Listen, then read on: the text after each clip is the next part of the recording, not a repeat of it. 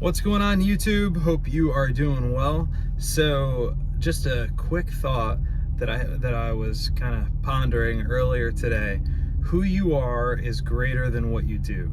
Jesus said, I can't remember the reference, but he said that a good tree produces good fruit and a bad tree produces bad fruit, which I don't know what you take from that, but for me, the clear, obvious takeaway is I want to be a good tree. I want to be, and more specifically, I want to be so rooted in God's love.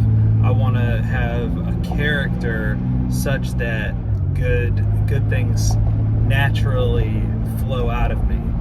And I think there's a lot that you can tease out of the metaphor about being a good tree, and what it takes for a tree to grow, and the fact that fruit doesn't come automatically, but it's a result of processes and seasons and all that kind of stuff.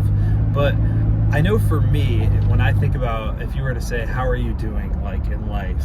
I know for me, the thing that I easily and naturally go to is I think about achievements, accomplishments, things I've done, things I've produced, places I've been. It's very easy for me to think about those things and to think about that being the main measurement for whether or not my life is going well. But one thing that I feel like I can't be reminded of enough is that who you are, like God sees who you are. Like when you surrender your life to Jesus Christ, a process begins called sanctification, where you are becoming more and more, not only just like Jesus, but more and more the person that he created you to be, which is distinct and unique. I heard it said before that most people are born an original but die a copy. Most people are born an original but die a copy.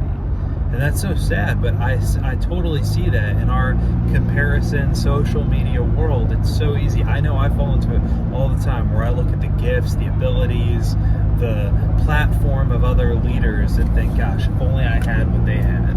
If only I had their talent. If only I had their ability, or whatever. The list goes on and on. And I feel like I constantly need to be reminded that God sees the heart. Like he sees who I am and cares very deeply about the person that I'm becoming, and that if what I do, if you follow the logic here, if what I do comes as an overflow of who I am, then who I am takes precedence over what I do, because one naturally follows the other.